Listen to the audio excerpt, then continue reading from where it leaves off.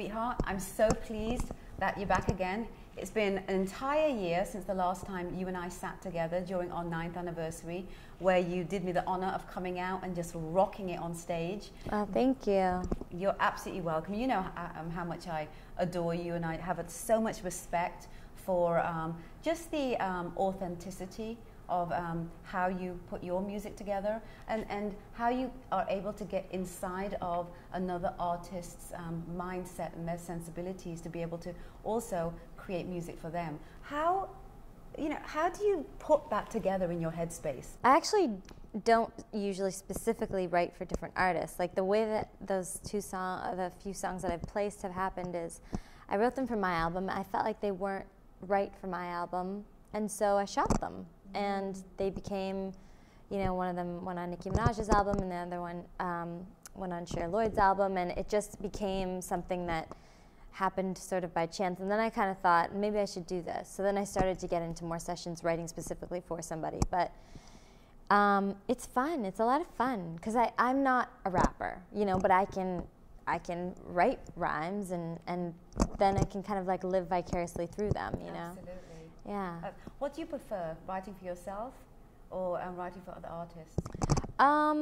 I think it's really almost like a weight off if I'm writing for another artist, because it's almost like a project. It's like more like homework, which is it's fun in a different way. It's like more like, oh, I really want to get this right, because I think when you're writing for another artist, you can kind of get it right more. But if you're writing for yourself, it's sort of a little bit more ambiguous, because you're like, well, I don't know if I want to say that, or if I don't know if I want to be like this, and But that's kind of a good thing too, because like any true artist, they're never fully happy with their music. Meanwhile, the whole world out there, like Picasso and all these, every different art form you see out there, those people who have these perfectionist personalities, which I know you have, are never full on happy with what they've done, because there's always something more to do, which is why their art and what they actually produce is always so brilliant, because it's never enough.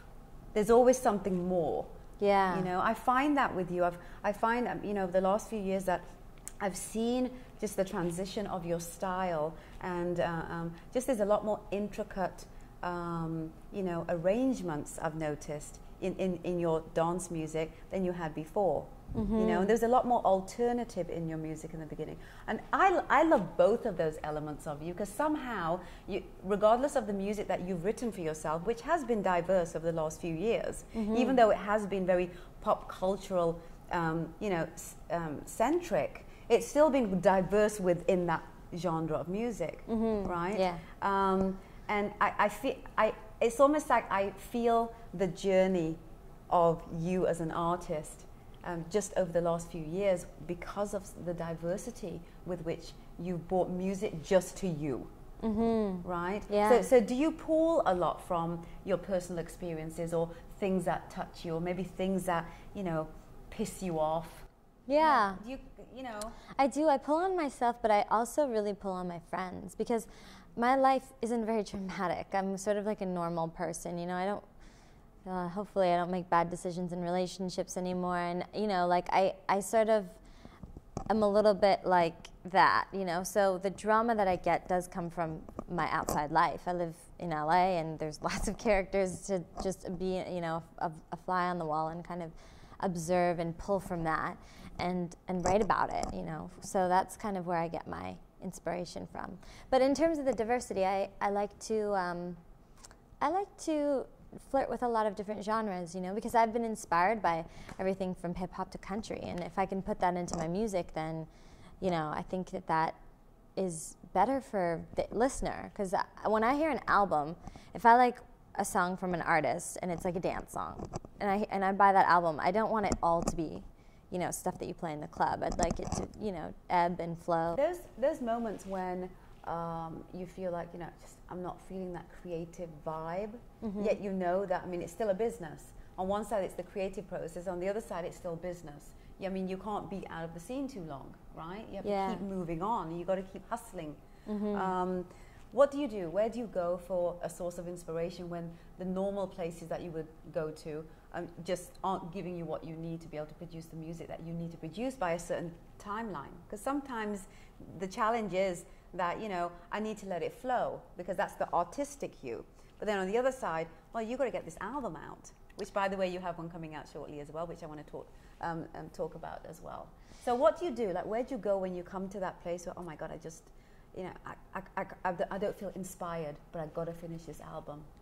I just kind of throw myself in the studio, you know, and then once I'm in there, the way that I write is I think it's kind of strange because I write like a rapper, even though I write melodies and pop music. I sort of write like I'm a freestyle rapper, so I'll just go in the booth, play a beat or play something, a drum beat or something, and I'll just sort of like freestyle, you know, and then I'll kind of get into it more and like flesh out the lyrics and then go back in and do another pass. So it's not really like, you know, I don't think of it like, oh, if that sucked, then it's just try it again the next day, you know, like I don't really like dwell on it, or I've learned to not dwell on it, you know, because... And that's probably why you're always on it, you're always on your game. You know, it's weird when you're like a creative person, or when you're like involved with your own creative process, because for me, like, I guess I never like write, or I never make a song and think like about what the outcome will be or about the reception of it. So when it is received positively, it's a bonus for me, because just to be able to write music and perform it for a living is my dream come true, you know what I mean? So the fact that people also are gravitating towards it and, you know, whatever accolades I get from it is really a massive bonus. I mean, it kind of blows my mind every time I open a magazine or see something on the internet. I'm like, wow, that's so cool, you know? What is your perspective on how you feel in your professional career that you are a game changer? Well, I don't consider myself a game changer, but I will say that when I was a young girl, there was nobody that I could look up to in terms of a brown girl, you know what I mean, on TV or on the radio, that I could be like, oh, I want to be like her. That being said, I've never thought that culture and race mattered. I mean, maybe even to a default. Growing up in Canada, I think it's like a tossed salad with cultures, and you don't really, you know, there's not as much weight as there is on it, say in America or something. Right. But for me, music has always been this isolated thing, and everything around it, like what you look like or what type of shirts you wear or, you know, what type of wigs you have on, has never mattered to me, or what color you are. But to this day, I constantly get asked, like, you know, where are you from, where are you from, where are you from? So in terms of like, if I were to say that I've broken those boundaries, or if somebody were to say to me, hey, you know, and this does happen, you know, I like, you're the first like brown girl that I've ever seen do anything like in music that I aspire to do, then that's really awesome, you know? That's just a really great feeling. Well, I'll tell you what I think is game-changing about you. Mm-hmm. Of course, I mean, being South Asian and being a female and being able to get the kind of you know, exposure that you've gotten in mainstream music, not just once, but there's a consistency. So it's not just like, okay, she came and she went, which generally is what, you know, does happen. It's hard to even have one song get the kind of exposure that, you know, your songs have gotten. But you've had that stayability, mm-hmm. right? I mean, and that is incredibly difficult to do. And my perspective is that in itself is game changing. Considering that you're South Asian, considering that you're female, considering that your music isn't you know, conventionally South Asian like a lot of people do. That your music has always been about the masses. It's never been about gender or race or religion or anything like that. Mm-hmm. It's about music. Yeah, totally. Like straight up, mm-hmm. right? And if you resonate towards it, you resonate. If you don't, I mean, everyone's allowed to resonate to whatever they want. Of course. So for me, the game-changing thing about you is how you've been able to have the resilience to stay on the mainstream mass radar. Because I don't know anyone in the last 10 years that ANOKHI has been around, and that's what the Prestige list is about, that has done that, mm-hmm. you know? you got to give yourself a bit more credit, darling. I don't think you give you. yourself enough credit. I mean, sometimes it's funny because I interviewed Jay Sean a couple of years ago, and he also said that. He says, you know, I'm so busy going and going and going, and the hustle and the art and the music and the business and everything, and, you know, and staying in touch with my fans, right? That, you know, I oftentimes forget to just say, oh my God, I did this. Yeah, you know, and true. to smell the roses. Because I'm sitting here and I'm watching your aura, and I'm seeing how you're so cool and calm and collect, yet you've accomplished something that not very many people have accomplished and kept it going. Yeah. I mean, do you take a moment to say, oh my God, I have done this thus far, even though it's not everything that you want to do? I mean, I have, at least looking back, I've done this. Yeah. I have a hard time appreciating things and appreciating the present. And I'm kind of a person who's a workaholic and a perfectionist, and I focus on the next. So yeah, I mean, I don't take too much time to like pat myself on the back, but I have an amazing family who's very supportive, so I get a lot of love, you know. And my audience, I mean, I love them and I love my fans, so when I can go up on stage and they're just like singing along with me, that's enough, you know, appreciation, I think. But yeah, no, I'm a very motivated person, and I'm also motivated by fear, you know. The idea that this could go away, you know, tomorrow is very scary to me, and I want to do everything in my power to make sure that doesn't happen. So yeah, I'm constantly working on, you know, on getting to the next step. So the next step, the next album, talk to me. So yeah, the album is in the works of being made and will be out in August. So I'm very super excited about that. Is there anything you can tell us? I know it's still early stages and you're still in the process. Is there anything that you can tell me that with this album, what will be your metamorphosis? Because I mean, each time you've pulled something out, there's always been some sort of a change, a development, and there's always a story that you tell throughout your songs. Right. So is there anything at this stage you can say that, you know, this is potentially what may be different about this album? Yeah, I mean, I think I allow myself to sort of wear my heart on my sleeve, and be very transparent about things, you know, like I don't, there's sort of a mentality in a lot of music that's mainstream and pop that is like, I'm the best, like I'm driving this Maserati and I got this on, and like, no, my shit's fake, and I shop at vintage stores and I'm hustling, and it's okay, you know what I mean? And like, people have broken up with me because they don't like me, and I've broken up with them because I don't like them, but it's like, I'm not the best, and I'm not the sexiest, and I'm not the hottest. I'm just experiencing life and batting my way through this jungle, you know?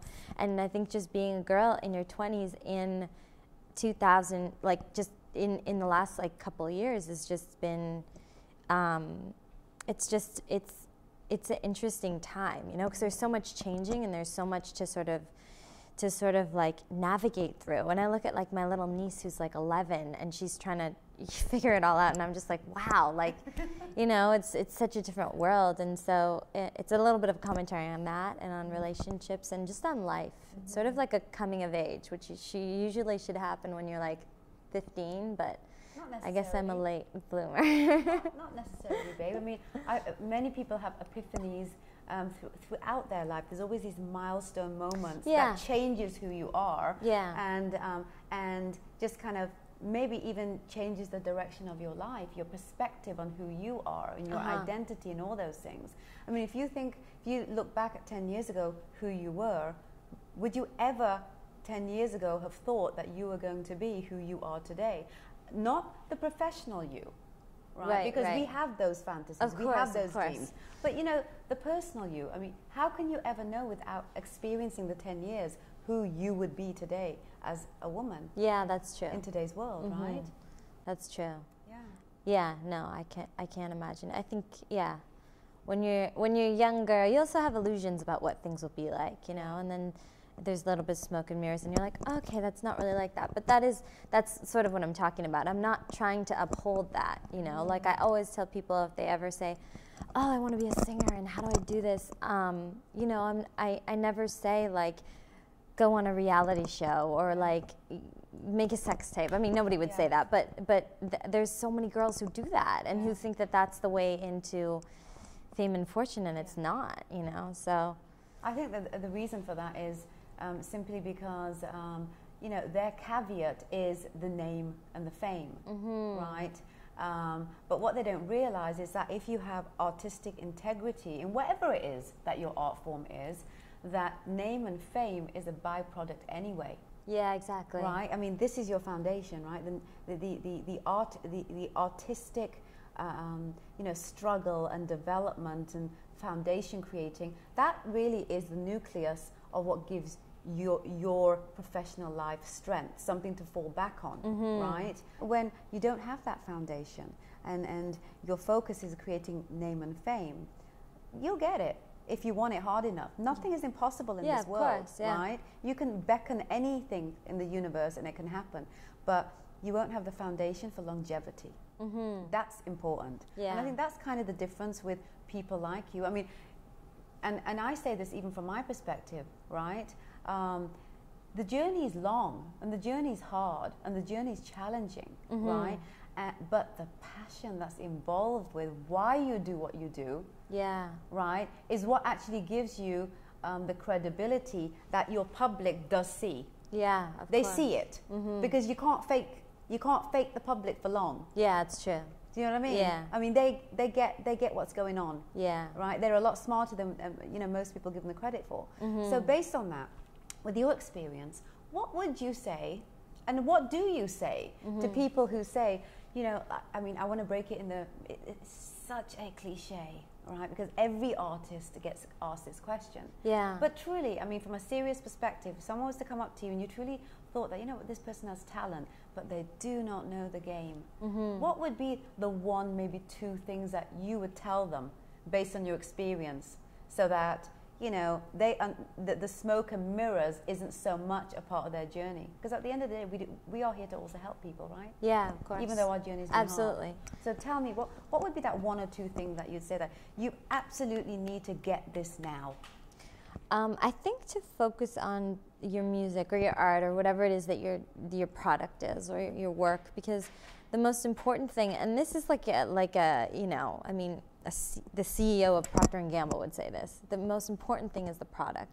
And if that's not amazing and undeniable, then nobody gives a fuck. They don't. It just, I don't want a toothpaste that isn't the best, you know what I mean, and compared to all the other toothpaste. And I don't want a record that isn't amazing, you know, and hits me on every level. So with music, it's the same thing, and with whatever it is that you're producing, it's the same thing. So that would be my advice, to just really focus on what it is that you're making and just make that amazing, because people come to it when it's great. You don't need to search out a record company or search or chase down a, you know, eventually you'll need those things, but they will come if it's great. Getting a peek into someone's real experiences touches people on many different levels, even if they haven't experienced it. Also gives them insight into, you know, human experiences. And I think that is what, you know, any form of expression or any form of communication does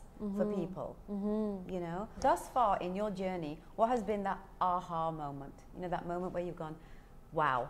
Or have you not allowed yourself to go there yet? No, I think I have. I think I played in the Middle East. I played in Lebanon, Beirut, and I was sort of hesitant to go there just because of, I don't know, I just heard things about women and, you know, how they were treated and what it would be like, and I was like, you know what, I don't care, I'm just gonna go. And I went, and it was an amazing experience, and it sort of opened my eyes up to a lot of things. First of all, that you should travel and not just judge a place by what you hear about it in the media.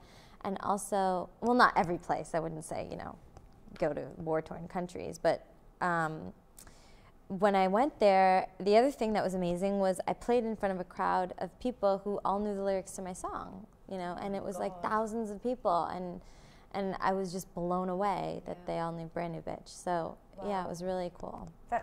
And that is just the reason why you keep doing it, right? Yeah, definitely. Just because, you know, people resonate towards what you're producing. That must feel great that, you know, you're sitting there and you put this music together. Will it touch people? And here you are in a country that you don't think perhaps is really, you know, up to speed to pop cultural scenarios like, you know, music. Yeah. And you go there and there's thousands of people who know every single word to your song. Yeah. I mean, I understand that that's probably just really an incredible moment for an artist. Yeah, it was that amazing. legitimization, right? But that it's beyond you. Yeah, totally. That actually worked. Yeah. Darling, I adore you. Thank you. Thank you so much for your time. I look forward to the next time we chat, because I know there's going to be many, because there's going to be so much that you're going to do. And I'm going to be super psyched to just keep sitting here and hearing more about your journey, and also hearing more about, you know, how you grow as a woman as well as an artist. Thank you. Thank you for your time.